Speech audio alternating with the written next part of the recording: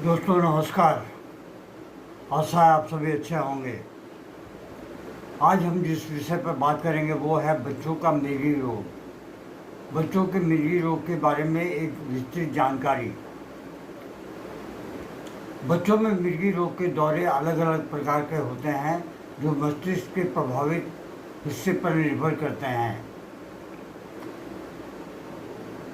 Generalise scissor, दोनों मस्तिष्क गोलार्ध प्रभावित होते हैं। टॉनिक क्रोनिक सीजर, ग्रैंड मैल सीजर, अचानक बेहोशी, शरीर में अकड़न, झटके, क्रोनिक फेज जिसे कहते हैं, मुंह से झाग का आना, पेशाब या मल पर नियंत्रण खो देना, ये इसके कुछ लक्षण हैं। एब्सेंट सीजर जैसे पेटिट मैल सीजर, कुछ सेकंड के लिए अचानक घूरना या नजरें टिका लेना या एक तरफ देखना, होंठ चबाना या आंखें झपकाना, कुछ सेकंड बाद सामान्य हो जाना, ये जो है इसके लक्षण हैं। माइक्रोनिक सीजर, हाथ या पैर में अचानक झटके, कोई चेतावनी या पूर्व संकेत नहीं मिलती। चौथी जो है वो है एटोनिक सीजर, अचानक मांसपेशियों की शक्ति का खो जाना, बच्चे का अचानक गिर जाना, ड्रॉप अटैक जिसे कहते हैं। ये सारे लक्षण जो हैं बच्चों में पैदा होते हैं। ये एक जटिल समस्या है, न्यूरोलॉजिकल प्रॉब्लम है। इसे हम जितनी जल्दी डॉक्टर को दिखाएं या सलाह लें, ये एक बहुत अनिवार्य है। फोकल सीजर, मस्तिष्क के एक हिस्से को प्रभावित करते हैं। फोकल सीजर में सरल focal scissor, simple focal scissor क्या है? शरीर के किसी हिस्से में झटका आता है, लेकिन शरीर के किसी एक हिस्से में आएगा। सुगंध या स्वाद में बदलाव महसूस करना, डर या अजीब सा महसूस होता है बच्चे को, बच्चा डर जाता है, उसे अजीब सा महसूस होता है। चेतना की कमी, दूसरी जो कॉम्प्लेक्स फोकल सीजर है, इसमें जो है चेतना की में कमी आ जाती है। अपने ही होठ वो अपने ही चबाने लगता है। बेमतलब चलना, दौरे के बाद भ्रमित रहना, कुछ देर तक उससे कुछ एहसास नहीं होगा। अन्य लक्षण क्या क्या है देखते हैं। अचानक बेहोशी का होना, आंखें घुमाना, दौरे के बाद गहरी नींद, मुंह से झाग का निकलना। इसके जो पैथोफिजियोलॉजी है वो क्या है? न्यूरॉन, मस्तिष्क की कोशिकाओं में असंतुलन, अत्यधिक उत्तेजना, एक्साइटेशन, ग्लूटामेट न्यूरोट्रांसमीटर अधिक सक्रिय हो जाता है। ग्लूटामेट न्यूरोट्रांसमीटर अधिक सक्रिय हो जाता है। गाबा, अवरोधक तंत्र कमजोर, इनहिबिशन।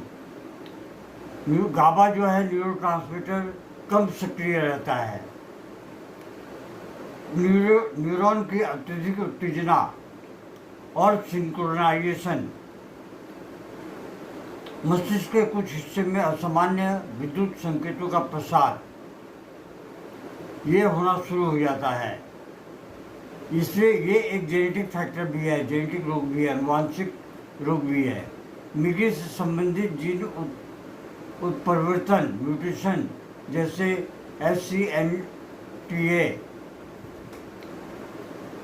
SCN1A यानी कि ड्रेवेट सिंड्रोम, ये जो है अनुवांशिक जेनेटिक फैक्टर्स का, जेनेटिक रोगों का एक मुख्य कारण है। मस्तिष्क में संचारात्मक गड़बड़ी, ब्रेन एब्नॉर्मलिटीज, जन्मजात मस्तिष्क दोष, कॉर्टिकल डिस्प्लेसिया, प्रसव के दौरान ऑक्सीजन की कमी का होना, ये भी एक कारण होता है। बच्चों में मिर्गी के कारण causes of epilepsy in children क्या क्या है? परिवार में मिर्गी का इतिहास, कुछ अनुवांशिक बीमारियां जैसे ड्रेवल सिंड्रोम, लेनॉक्स गेस्टाउट सिंड्रोम इत्यादि, जन्मजात मस्तिष्क दोष, प्रसव के बाद मस्तिष्क की क्षति, सिर में गंभीर चोट लगने की वजह से भी हो सकता है, मस्तिष्क में ट्यूमर होने की वजह से भी ये हो सकता है। मेटाबॉलिक डिसऑर्डर, शरीर में एंजाइम की कमी, मिटोकॉन्ड्रियल बीमारियां, ब्लड शुगर, सोडियम या कैल्शियम का असंतुलन, ये भी एक कारण हो सकता है। इन्फेक्शंस, एन्केफेलाइटिस, मेनिंजाइटिस, टीबी या अन्य वायरल संक्रमण, ये भी एक कारण हो सकते हैं। अननोन कॉजेज, कई मामलों में कोई स्पष्ट कारण नहीं मिलता। आइए हम आगे चलते हैं कि इसमें होम्योपैथी कितनी कारगर है।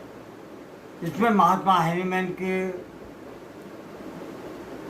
वरदान जो है बहुत अच्छे हद तक साबित होते हैं, बशर्ते कि आप इसमें जाएं। ज़्यादातर लोग दूसरी पद्धति की तरफ भी जाते हैं, हमारे होम्योपैथी की तरफ में बहुत कम आते हैं, लेकिन आपको आना चाहिए, क्योंकि बहुत सारे कारण हैं कि दूसरी पद्धति की दवाइयों में बहुत ज़्यादा साइड इफ़ेक्ट भी होता है। तो आइए हम देखते हैं क्या क्या दवाइयाँ हैं, जैसे कि कुप्रम मेटिलिकम, दौरे के दौरान शरीर में कठोरता और मांसपेशियों में ऐंठन आ जाती है। दौरे के बाद बच्चा बहुत थका हुआ सा महसूस करता है, बहुत आलस महसूस करता है। इसके अलावा आर्टिमिसिया वल्गेरिस, आर्टिमिसिया वल्गेरिस भी एक बहुत अच्छी दवा है। जैसे कि इसमें लक्षण ऐसे हैं कि बार बार आने वाले छोटे छोटे दौरे, बिना किसी चेतावनी के अचानक बेहोशी का आलम।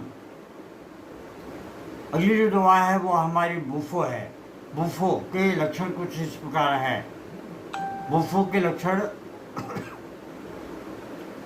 कुछ इस प्रकार हैं, जैसे कि नींद में दौरे आना, मुंह से झांका निकलना और चिल्लाना। अचानक मुंह से झांका निकलता है और फिर बच्चा जो है चिल्लाता है। ओपियम, सिर में चोट के कारण हुए दौरे, सिर में चोट लगी थी, बहुत पुरानी चोट लगी थी, उस समय नहीं हुआ, लेकिन कुछ सालों के बाद में दौरे आने शुरू हो गए। ओपियम में चोट लगने की वजह से तो होता ही है, इसके बाद में दौरे के बाद बच्चा गहरी नींद में चला जाता है, उससे होश ही नहीं रहता। आश्रिक एल्बम, रात में डर के कारण दौरा पड़ता है, रात में डर के मारे पड़ता है, बच्चा अचानक से चौंक जाता है, डर जाता है। बच्चा बहुत कमज़ोर और डरपोक होता है, ये दिन में भी होता है, बिना किसी वजह से भी होता है, लेकिन डरपोक होता है। जिंकम मेटिलिकम, लगातार पैर हिलाना और चिड़चिड़ापन, दौरे के बाद काफ़ी हद तक कमजोरी आ जाती है। बेलोडोना एक बहुत बड़ी औषधि, अचानक तेज बुखार के कारण दौरे, आंखें चौड़ी होना और पुतलियां फैल जाना, ये इसके मुख्य लक्षण हैं। बेलोडोना में बुखार भी आ जाता है, पुतलियां, आंखों की पुतलियां जो वो फैल जाती हैं। दोस्तों, ये हमारी थी आज की एक छोटी सी पहल।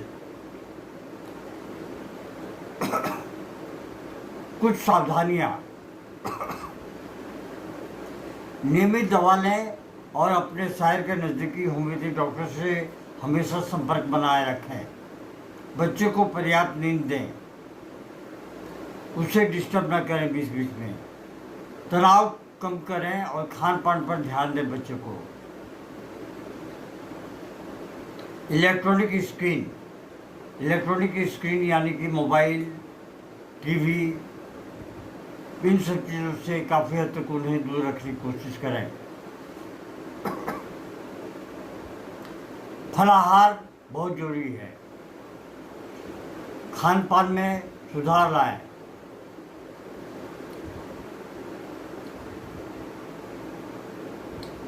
तो दोस्तों, आज बस इतना ही। आशा है आप इसे पसंद करेंगे और अपने प्रियजनों को अवश्य भेजेंगे। जय हिंद, नमस्कार। Long live homeopathy, long live एनीमैन।